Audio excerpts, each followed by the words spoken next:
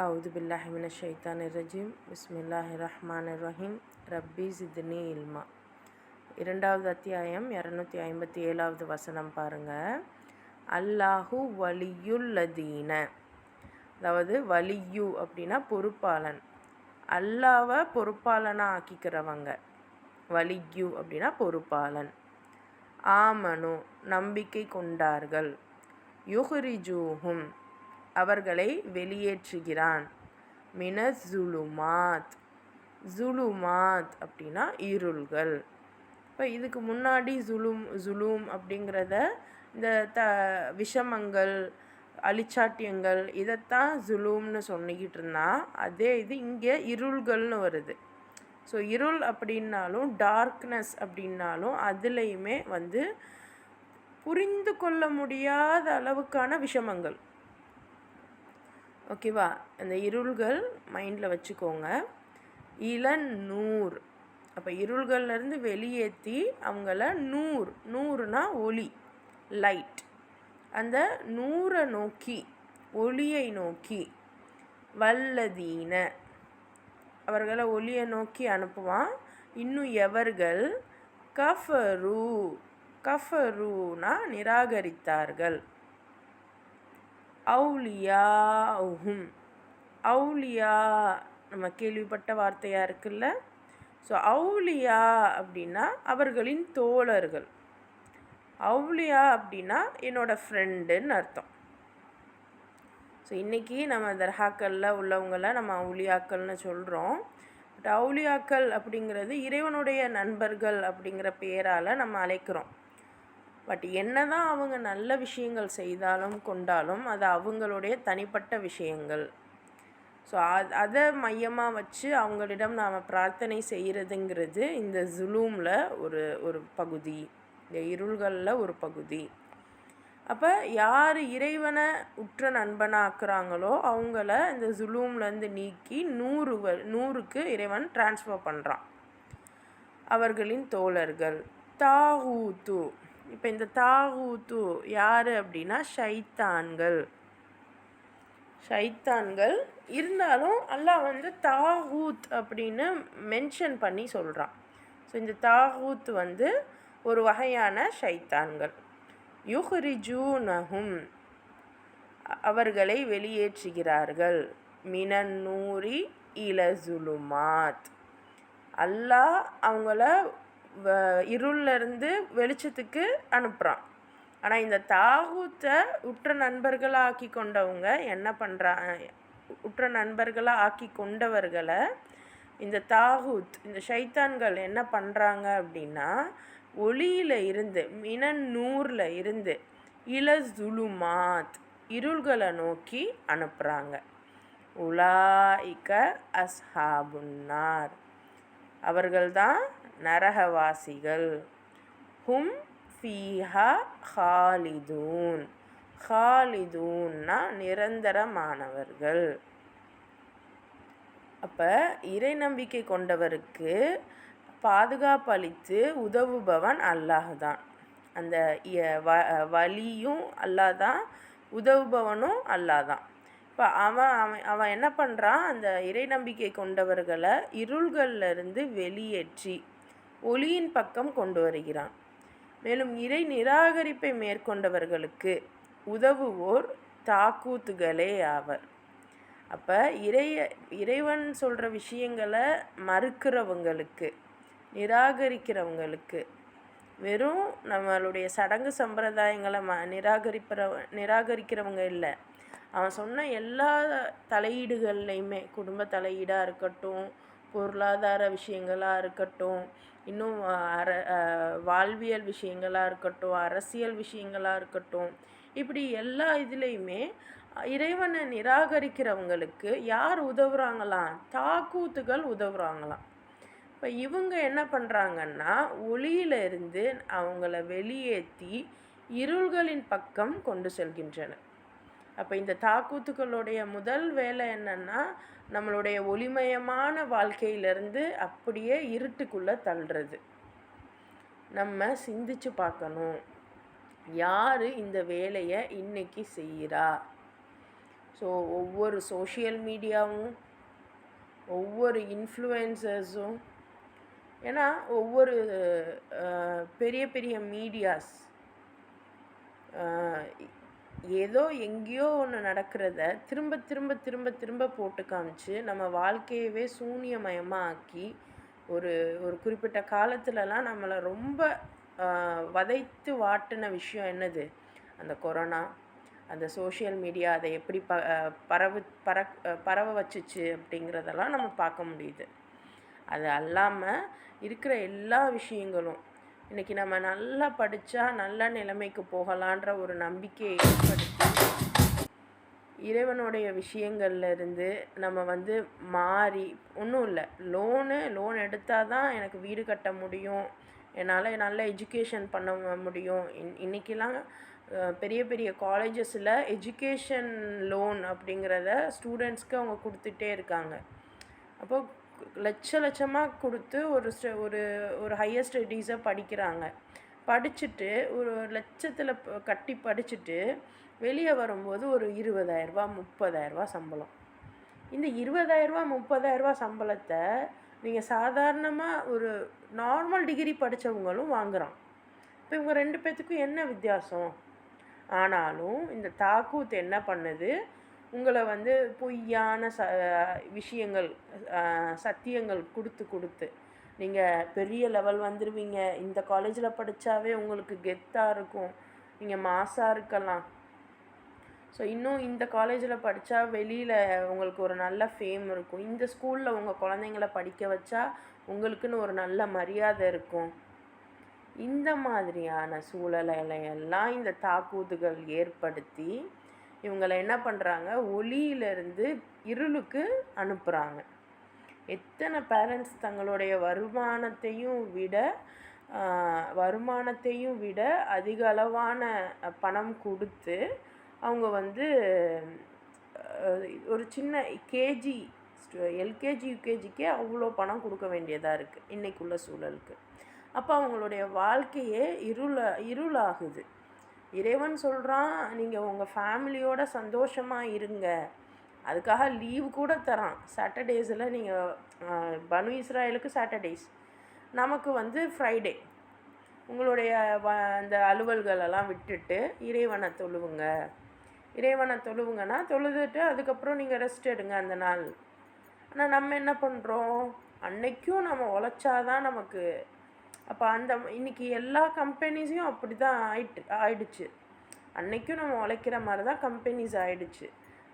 அப்போ நமக்கு இன்றைக்கி வந்து வேறு சூழலே இல்லை, அதான் உண்மை. பட் ஸ்டில் யாரெல்லாம் அதை நம்ம அடாப்ட் பண்ணோமோ அவங்க எல்லாரையுமே இந்த தாகூத் என்ன பண்ணிருச்சுன்னா வெளிச்சத்துலேருந்து அப்படியே இருளின் பக்கம் அனுப்பிடுச்சு. ஸோ அதைத்தான் அல்லாஹ் சொல்கிறான். ஸோ இப்படிப்பட்ட இந்த தாகூத்தை நீங்கள் நண்பர்களாக ஆக்கிக்கிட்டீங்க அப்படின்னா நீங்கள் தான் அந்த நரகவாசிகள்.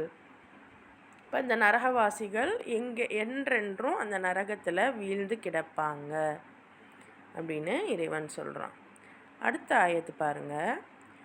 அலம் தர இலல்லதி ஹாஜ இப்ராஹீம ஃபீ ரப்பிஹி அன் அத்தாஹுல்லாஹுல் முல்க் இது கால இப்ராஹீமு ரப்பில்லதி யுஹி வ யுமீத்து கால அனா உஹி வ உமீத் கால இப்ராஹீமு ஃப இன்னல்லாஹ யஅதி பிஷ்ஷம்சி மினல் மஷ்ரிகி ஃபஅதி பிஹா மினல் மக்ரிபி ஃபபுஹிதல்லதி கஃபர் வல்லாஹு லா யஹ்தில் கௌமித் ஸாலிமீன்.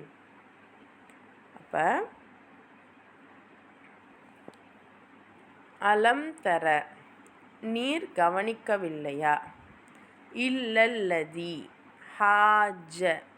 ஹாஜனா தர்க்கம் பண்ணுறது, விவாதம் பண்ணுறது, சண்டை பிடிக்கிறது. இப்ராஹீம ஃபீ ரப்பிஹி அவருடைய இறைவன் விஷயத்தில், அன் அத்தாஹுல்லா அல்லாஹ் அவனுக்கு கொடுத்தால், அல் முல்க ஆட்சியை, இது கால இப்ராஹீமிடம் கூறியபோது, ரப்பில்லதி யுஹ்யி வயுமீது, எவன் என் இறைவன், யுஹினா உயிர்ப்பிக்கிறான், வயுமீது யுமீதுனா இன்னும் மரணிக்க செய்கிறான், கால அனா உஹி நான் கூறினான், உஹி உயிர்ப்பிப்பேன், வ உமீது இன்னும் மரணிக்க செய்வேன், கால இப்ராஹிமு இப்ராஹிம் கூறினார், ஃப இன்னல்லாஹ யஅதி பிஷம்சி சூரியனை கொண்டு வருகிறான், மினல் மஷ்ரிக்கி அப்போ அல்லாஹ் வந்து நிச்சயமாக கிழக்கு, மஷ்ரிக்குனா கிழக்கு, கிழக்குலேருந்து சூரியனை கொண்டு வரான், ஃபஅதி எனவே நீ வா, பிஹா அதை கொண்டு, மினல் மஹ்ரிபி ஃபபுஹித மஹ்ரிப்னா மேற்குலேருந்து, என்னுடைய இறைவன் கிழக்குலேருந்து சூரியனை கொண்டு வரான், நீ மேற்குலேருந்து கொண்டு வா அப்படின்னு இப்ராஹிம் அலைஹிஸ்ஸலாம் அந்த விவாதம் புரிந்தவனை கேட்குறாங்க. ஆகவே வாயடைக்கப்பட்டான்,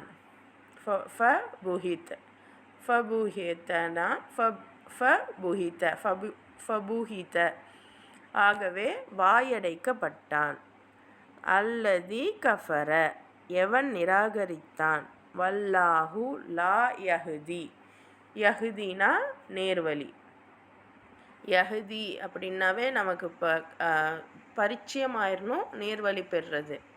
ஆனால் லா யஹ்தி அப்படின்னா நேர்வழி செலுத்த மாட்டான், கௌம மக்களை, தாலிமீன்னா அநியாயக்காரர்கள். இப்ராஹிமுடைய அதிபதி யார் என்பது குறித்து அவருடன் தர்க்கம் புரிந்தவனை நீர் கவனிக்கவில்லையா? ஸோ இப்போ இப்ராஹிம் அலைஹிஸ்ஸலாமுடைய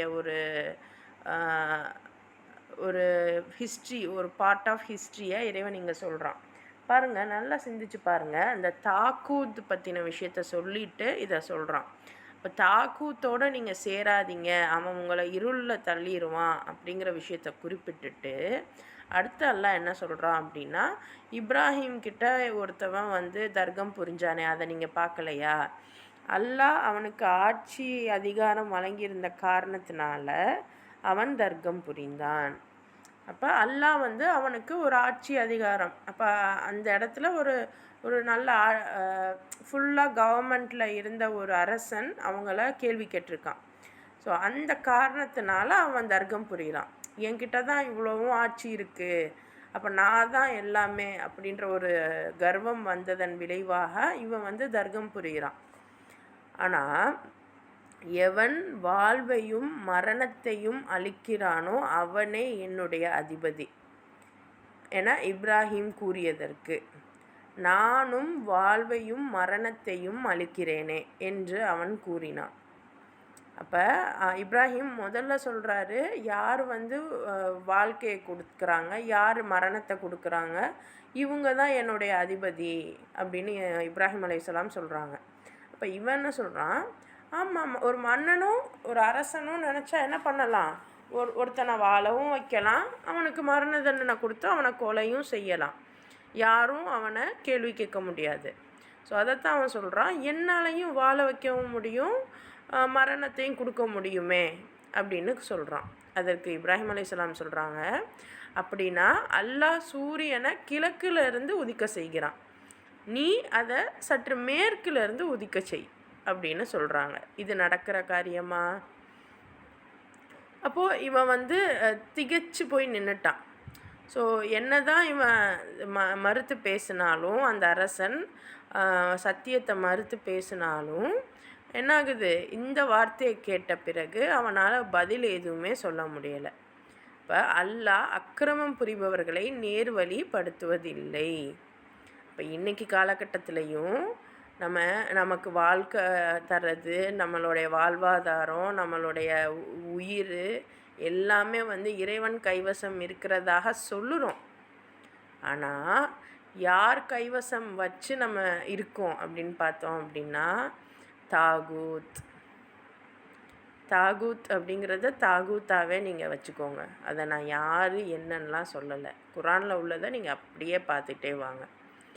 அப்போது தாகூத்தை வச்சு இந்த வார்த்தையை சொல்கிறாங்க அப்படின்னா, இன்றைக்கும் சிலர் இந்த சயின்ஸ் எல்லாம் நம்ம எடுத்து பார்த்தோம் அப்படின்னா எல்லாமே சயின்ஸ் தான் அப்படிங்கிற ஒரு சூழலில் தான் இன்றைக்கி உலகம் சுற்றுது. சரிதானே? சயின்ஸ் ஒன்று சொல்லிடுச்சுன்னா அதுதான்ப்பா சரி, அது தவிர வேறு எதுவும் இல்லை. ஸோ அது இல்லாமல் அந்த சயின்ஸை யார் வசம் வச்சுருக்காங்க அப்படின்னா சில ஹைரார்ச்சிக்கல் பீப்புள், ரொம்ப மேல் வர்க்கத்து மேல் தட்டில் இருக்கக்கூடிய மக்கள். ஸோ அவங்க சொல்கிறது தான். இன்னும் இன்றைக்கி நம்ம எடுத்தோன்னா நம்ம ஒரு கம்பெனியில் வேலை பார்க்குறோம் அப்படின்னா அவங்களுக்கு தான் நம்ம கட்டுப்பட்டே ஆகணும். அந்தளவுக்கு அந்த கம்பெனி நம்மளை கொடுமைப்படுத்தும். அதை விட ஒரு நாட்டில் இருக்கோம் அப்படின்னா அந்த அரசர்கள் என்னெல்லாம் பண்ணுறாங்க, அந்த கவர்மெண்ட்டு நம்மளால் அதாவது ஓட்டு போட்டு நம்ம தான் அவங்கள செலக்ட் பண்ணுறோம். ஆனாலும் நமக்கு பிடிச்சவங்க தான் வராங்களா, இல்லை வந்தாலும் நமக்கு என்ன செய்கிறாங்க, நம்மளுடைய நிலை என்னவா ஆகுது, நம்மளுடைய வருமானத்தை விட செலவும் டேக்ஸும் அதிகமாகுது. நமக்கு வரக்கூடிய வருமானம் என்னமோ 10,000, ஆனாலும் நம்ம டேக்ஸு 15,000 கட்டுற மாதிரி இருக்குது, ஒவ்வொரு பொருள்லையும் டேக்ஸு. அதே பணக்காரவங்களுக்கு ஒருத்தவன்ட்ட எவ்வளோ பணம் இருந்தால் அதை வியாபாரம் பண்ணாமல் ஏதோ மற்றவங்களுக்கு இன்வெஸ்ட்மெண்ட் பண்ண கொடுப்பான். அவ்வளோ பெரிய இன்வெஸ்டாருக்கு இங்கே டேக்ஸே இல்லை. அதே சமயம் ஒன்றுமே இல்லாத அடித்தட்டு மக்கள் ஒரு தீப்பெட்டி வாங்கணுன்னா கூட அதுக்கு ஏகப்பட்ட டேக்ஸு, ஜிஎஸ்டி, எஸ்ஜிஎஸ்டி எல்லாமே.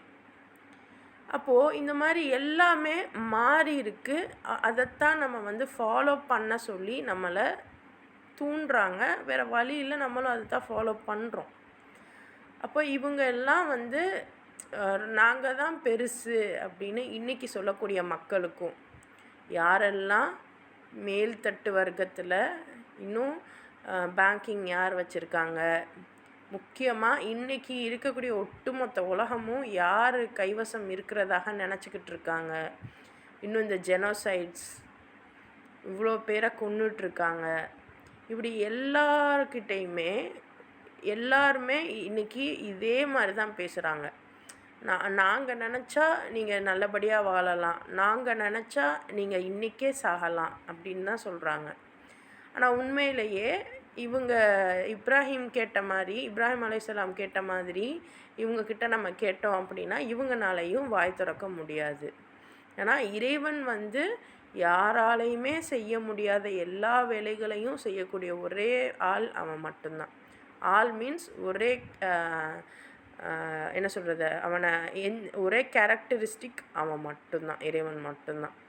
ஸோ அப்படி இதை வச்சு அல்லாஹ் அக்கிரமம் புரிபவர்களை, ஸோ இதை சொல்லி யார் அக்கிரமம் புரிகிறாங்களோ அவங்களுக்கு நேர்வழி படுத்தவே மாட்டான். ஸோ அவங்க ஜுலும் பண்ணுறாங்க, பிரச்சனை ஏற்படுத்துகிறாங்க, இருந்தாலும் அவங்களுக்கு நேர்வழி கிடைக்குமா அப்படின்னா கிடைக்காது. எவ்வளோ தான் நீங்கள் அவங்கள கேள்வி கேட்டாலும் விவாதத்தை முறியடிக்க பார்த்தாலும் அவங்களுக்கு நேர்வழி கிடைக்காது. அடுத்த ஆயத்து பாருங்கள். அவ் கல்லதி மர்ர அலா கர்யத்தும் வஹிய ஹாவியத்துன் அலா உருஷிஹா கால அன்னா யுஹி ஹாதிஹில்லாஹு பஅத மௌத்திஹா ஃபஅமாதஹு ல்லாஹு மிஅத ஆமின் சும்ம பஅஸஹு கால கம் லபிஸ்த் கால லபிஸ்து யௌமன் அவு பஅஸ யௌம் கால பல் லபிஸ்த மிஅத ஆமின் ஃபன்துர் இலா துஆமிக வஷராபிக லம் யதசன்ன வன்துர் இலா ஹிமாரிக் வலினஜ்அலக ஆயத்தல் லின்னாசி வன்துர் இலல் இதாமி கைஃப நுன்ஷிஸுஹா சும்ம நக்ஸுஹா லஹ்மா ஃபலம்மா தபய்யன லஹு கால அலமு அன்னல்லாஹ அலா குல்லி ஷைஇன் கதீர். ஸோ ஃபஸ்ட்டு இந்த விஷயத்தை குறிப்பிட்டுட்டான், தாக்கூத்தை சொல்லிட்டான். அடுத்து இந்த மாதிரி ஒரு அரசன் விவாதம் பண்ணால் அவன்கிட்ட இப்ராஹிம் அலைஹிஸ்ஸலாம் இந்த மாதிரி கேட்குறவும் அவன் வாயை அடைச்சி போய் நின்றுட்டான். தவறான வழியில் இருக்கிறவங்களுக்கு அல்லாஹ் எப்போதுமே நேர் வழி காட்ட மாட்டான் அப்படிங்கிறத நான் சொல்லிவிட்டு அடுத்து இந்த விஷயத்துக்கு வரான். முகடுகள் இடிந்து வீழ்ந்து கிடந்த ஒரு ஊரினை கடந்து சென்ற ஒரு மனிதரின் உதாரணத்தை நீர் கவனிக்கவில்லையா? அடுத்து ஒரு உதாரணம் சொல்கிறான். அந்த யோசிச்சு பாருங்கள், வீட்டு அந்த மேற்கூரைகள்லாம் வீழ்ந்து கிடக்குது. ஸோ இப்படிப்பட்ட ஒரு ஊரை ஊரை கடந்து செல்லக்கூடிய ஒரு மனிதரை எக்ஸாம்பிளாக காமிச்சு அவரை நீங்கள் பார்க்கலையா அப்படின்னு கேட்குறான். முற்றும் அழிந்து போய்விட்ட இந்த ஊர் மக்களை அல்லாஹ் எப்படி மீண்டும் உயிர்ப்பிக்கப் போகிறான் என வினவினார். அதற்கு அல்லாஹ் அவருடைய உயிரை கைப்பற்றி 100 ஆண்டுகள் அவரை உயிரற்றவராய் கிடக்க செய்தான். பின்னர் அவரை உயிர்த்தெழச் செய்து வினவினான், நீர் எவ்வளவு காலம் இவ்வாறு கிடந்தீர்? அதற்கு அவர், ஒரு நாள் அல்லது சில மணி நேரங்கள் நான் இப்படி கிடந்திருப்பேன் என்று கூறினார்.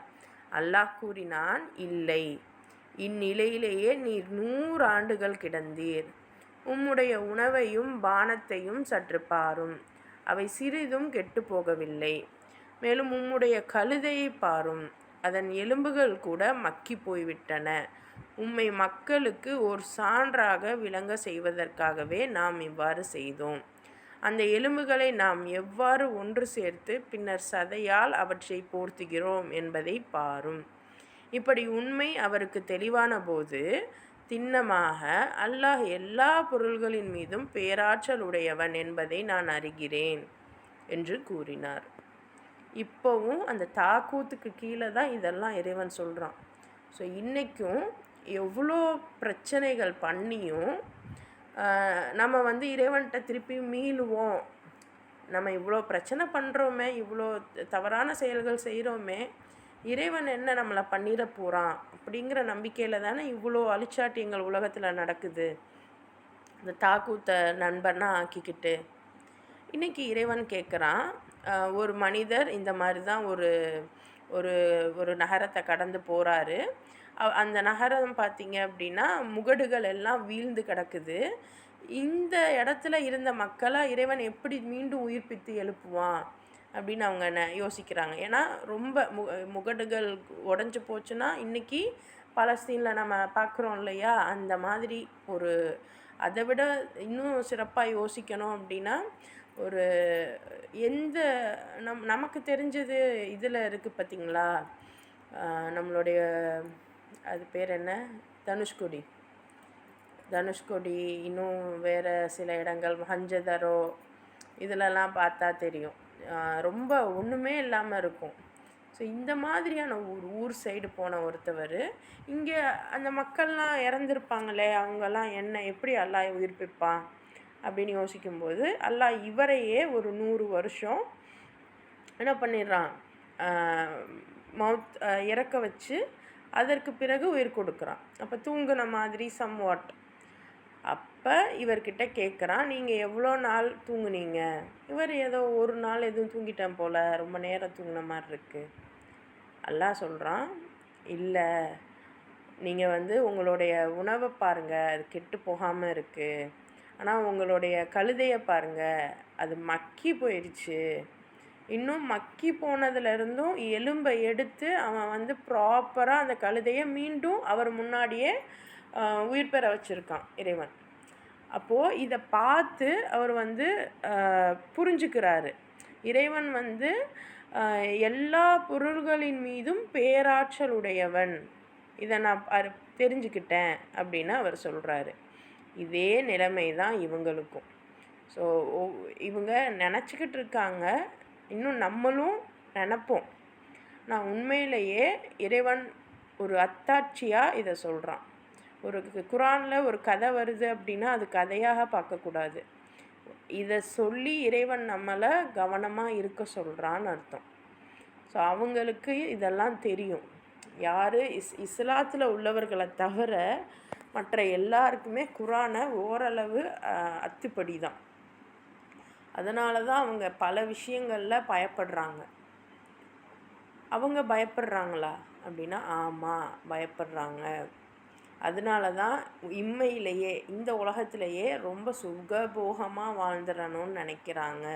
ஏன்னா அவங்களுக்கு மறுமையில் வாழ்க்கை இல்லைன்னு அவங்களுக்கு நல்லாவே தெரியும். ஸோ இப்போ இதை வச்சுட்டு இந்த ஒரு காரணத்தை வச்சு நிச்சயமாக எல்லா பொருள்களின் மீதும் இறைவன் பேராற்றல் உடையவன், இது நீங்களும் தெரிஞ்சுக்கிடணும் அப்படிங்கிறதுக்காக தான் குரானில் இந்த ஒரு ஆயத்தை இறைவன் இறக்குறான். ஸோ இது குறிப்பிட்டு நபி முகமது ஸல்லல்லாஹு அலைஹி வஸல்லம் காலத்தில் அங்கே நடந்த ஒரு இஷ்யூக்கு இறைவன் வந்து இறக்கியிருப்பான். பட் ஸ்டில் இன்றைக்கி நம்ம வாசிக்கிறோம் ஓதுறோம் அப்படின்னா இது இன்றைக்குள்ள இடத்துக்கும் பொருந்ததில்ல. அந்த தாக்கூத்து யார் அப்படிங்கிறதுக்கு இதெல்லாம் பொருந்ததில்ல. ஸோ அப்படியாப்பட்ட அந்த தாக்கூத்தை வச்சு அல்லாஹ் அடுத்தடுத்து இதெல்லாம் சொல்கிறான்.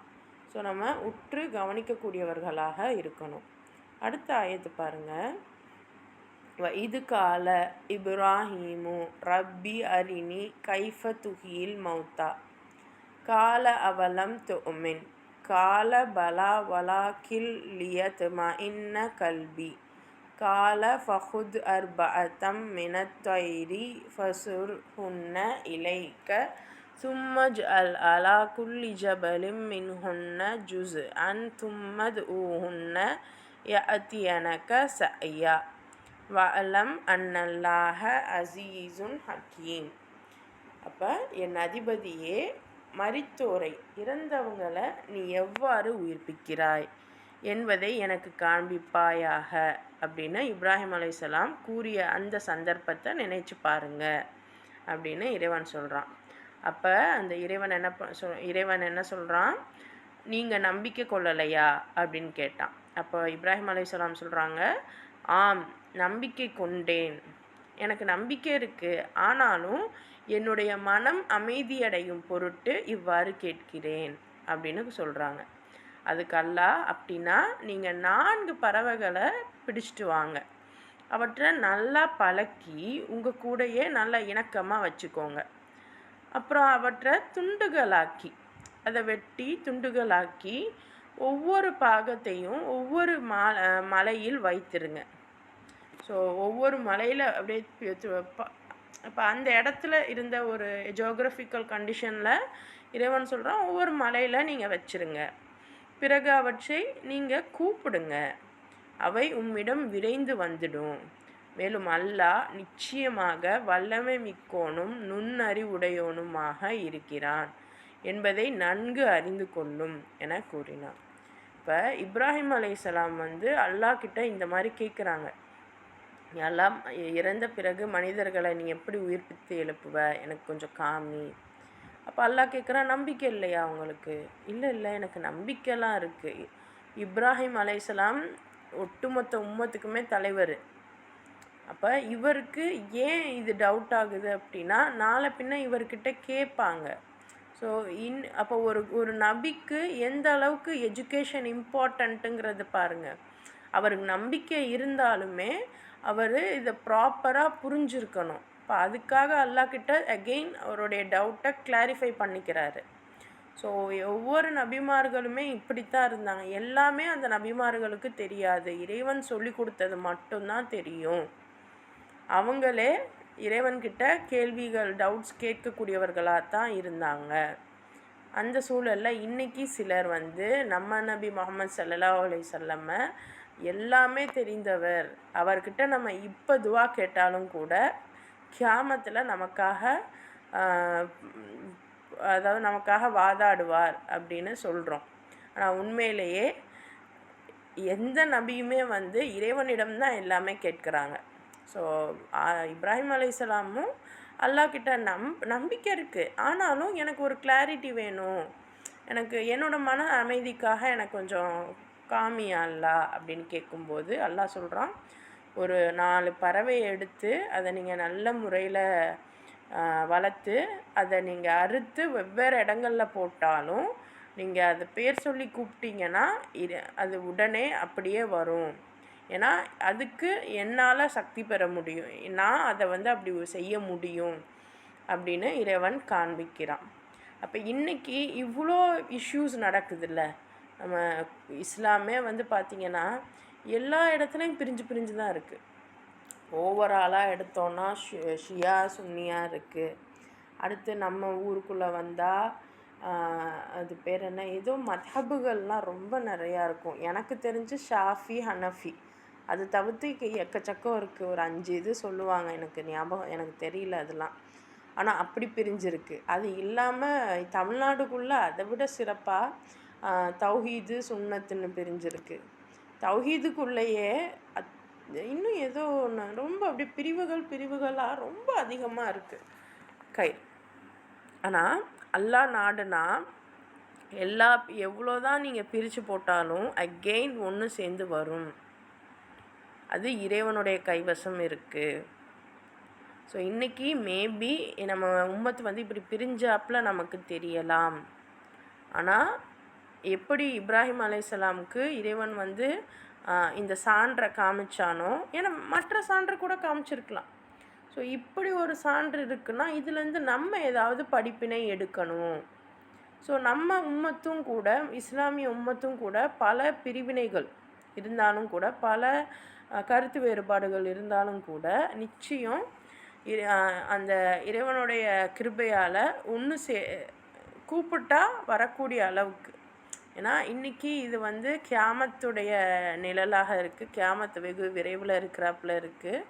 நம்ம எல்லாம் பிரிஞ்சிருக்கோம். இறைவனுக்காக எப்படி ஒரு வேலையை நம்ம செய்ய போகிறோம் அப்படின்னா, இறைவன் நாடுற டைமில் எல்லாத்தையுமே ஒன்று சேர்க்கக்கூடியவனாக இருப்பான். இது நம்ம தான் புரிஞ்சுக்கணும். குர்ஆனுடைய வார்த்தைகளில் புரிஞ்சுக்கிறதுக்கு ஏகப்பட்டது இருக்குது. அந்தந்த காலங்களில் அவங்கவுங்களுடைய மனதுக்கு ஏற்றாப்புல சில விஷயங்கள் புரியும். பட் குர்ஆனில் உள்ள அந்த ஃபார்முலாவை நீங்கள் மனதில் வச்சுக்கோங்க. இதை வச்சு வேறு எங்கெங்கெல்லாம் உங்களால் அப்ளை பண்ண முடியுமோ நீங்கள் அப்ளை பண்ணி பாருங்கள். அப்போது தான் நம்ம வாழ்க்கையில் குர்ஆனுடைய பங்கு எவ்வளோ முக்கியம் அப்படிங்கிறது தெரியும். இப்போ இந்த ஃபார்முலாலாம் தெரிஞ்சிருந்தால் தானே நமக்கு குர்ஆனுடைய விஷயங்கள், அதாவது நம்மளுடைய வாழ்க்கையில் நடக்கக்கூடிய விஷயங்களுக்கு நம்ம ஒரு ஓவர்வியூ கொடுக்க முடியும். ஸோ அப்போ அந்த மாதிரி நபி இப்ராஹிம் அலைஹிஸ்ஸலாமுடைய வார்த்தைகளுக்கு இறைவன் சொல்லக்கூடிய இந்த விஷயத்தை நம்ம கவனிக்கணும். அப்போ அல்லாஹ் நிச்சயமாக வல்லமை மிக்கவனும் நுண்ணறிவுடையவனுமாக இருக்கிறான். இதை நீ நல்லா புரிஞ்சுக்கோங்க அப்படின்னு அல்லாஹ் இப்ராஹிம் அலைஹிஸ்ஸலாமை பார்த்து சொல்கிறான். அவருக்கு மட்டும் இல்லை, நமக்கும் தான்.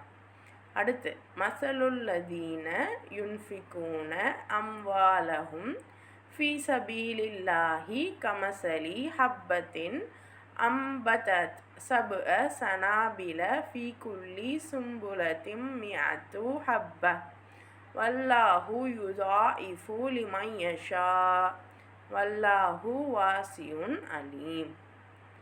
இப்போ அல்லாஹ்வுடைய வழியில் தங்கள் பொருள்களை செலவழிப்போர்களின் செலவுக்கு உவமானம். ஸோ அல்லாஹ் அகெயின் என்னோட வழியில் செலவு பண்ணுங்க அப்படின்னு தான் சொல்கிறான்.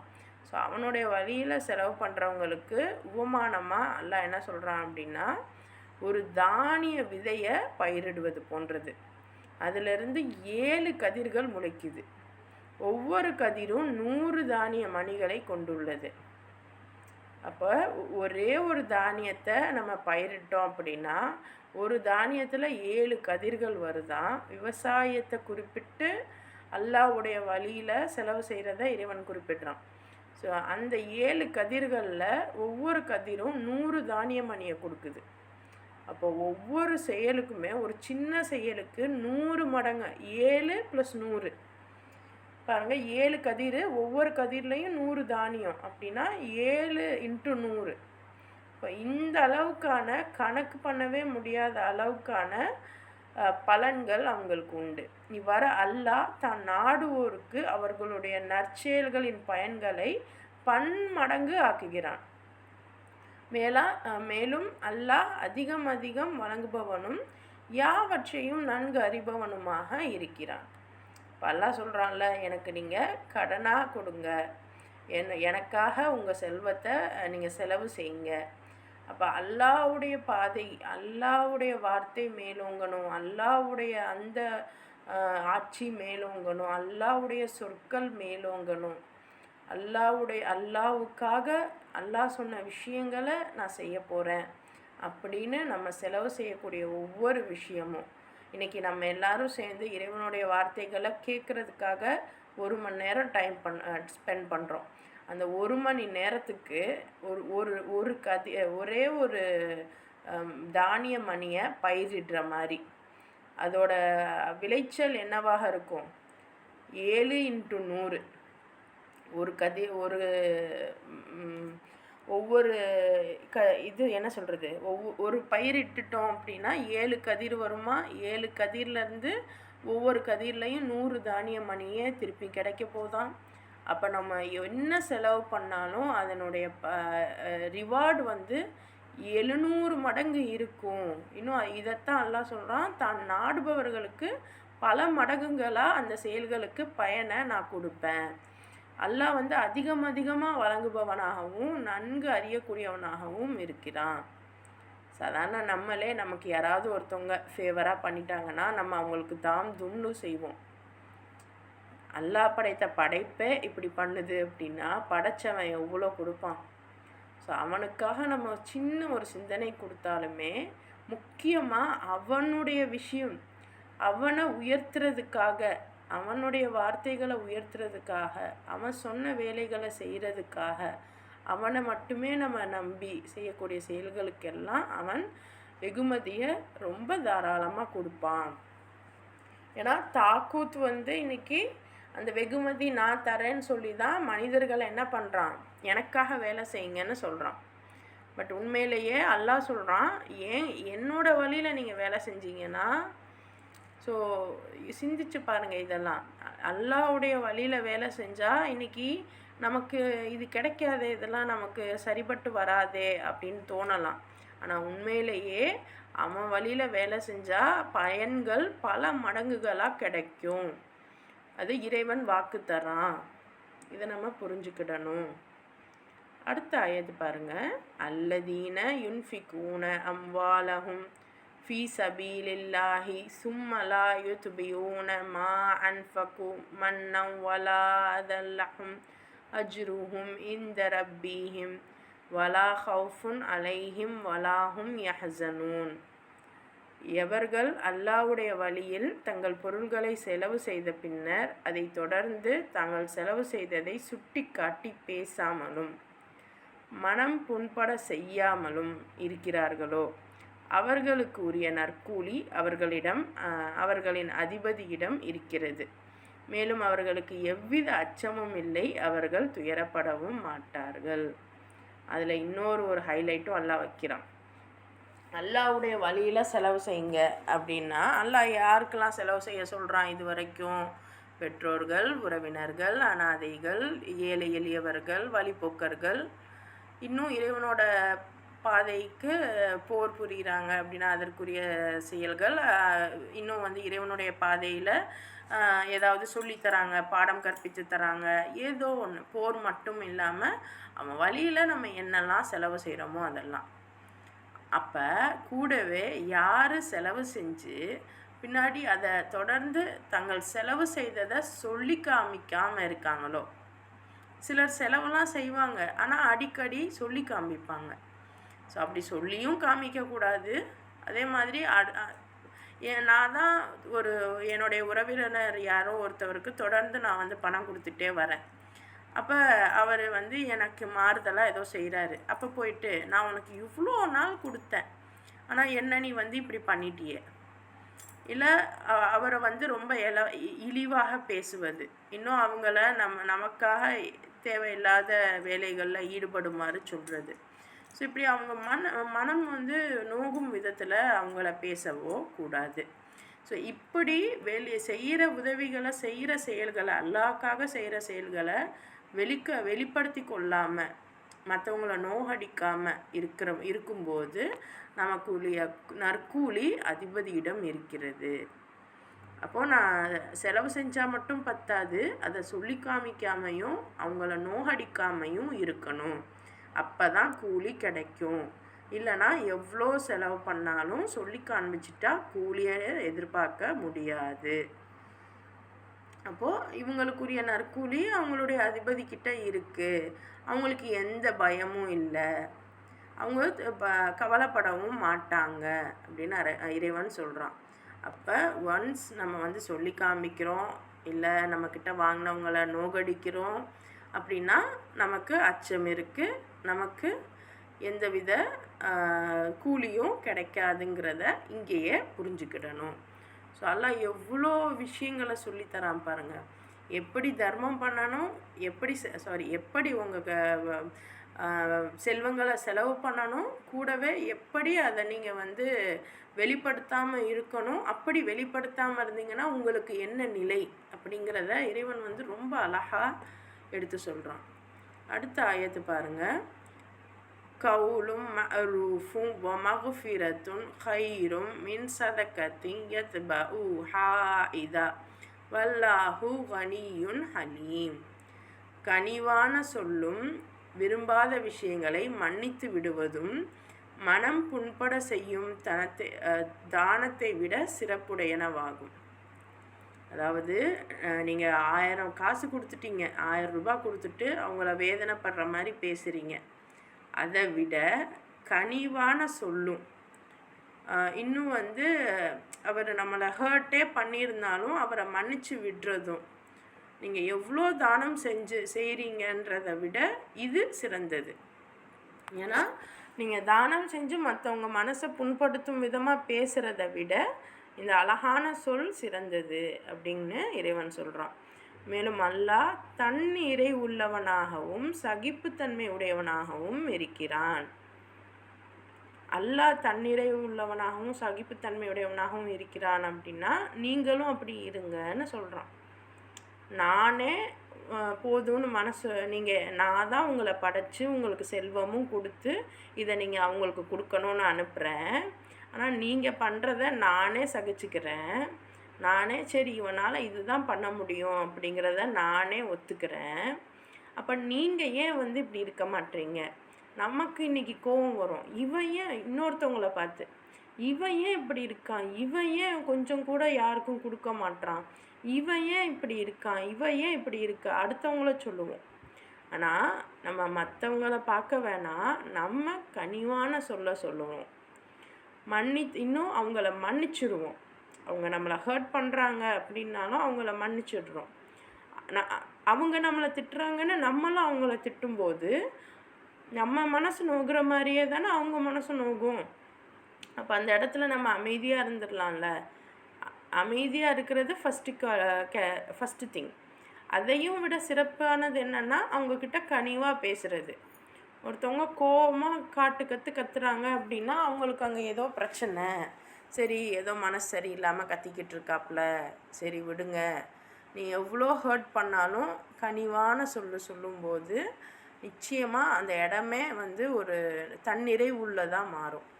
ஸோ அதைத்தான் எல்லாம் இங்கே குறிப்பிடுறான். கனிவான சொல்லுங்கள், எல்லாரையுமே மன்னிச்சு பழகுங்க, யாரையும் மனம் புண்படும் விதமாக பேசாதீங்க. இதுதான் வந்து சிறப்பான ஒரு செயல். அல்லாஹ் நிச்சயமாக தன் நிறைவு உள்ளவனாக இருக்கிறான். அவனுடைய நிலையில் அவன் ஹாப்பியாக இருக்கான், நிறைவு பெற்றவனாக இருக்கான், சகிப்புத்தன்மையுடையவனாக இருக்கான் அப்படின்னு இறைவன் நமக்கு சொல்லி காமிக்கிறான். அல்ஹம்துலில்லாஹ். இன்னைக்கு இது வரைக்கும் போதும். இன்ஷா அல்லாஹ் நாளைக்கு மற்ற ஆயத்துக்களை பார்க்கலாம். அல்ஹம்துலில்லாஹ். அஸ்ஸலாமு அலைக்கும் வரஹ்மத்துல்லாஹி வபரகாத்துஹு.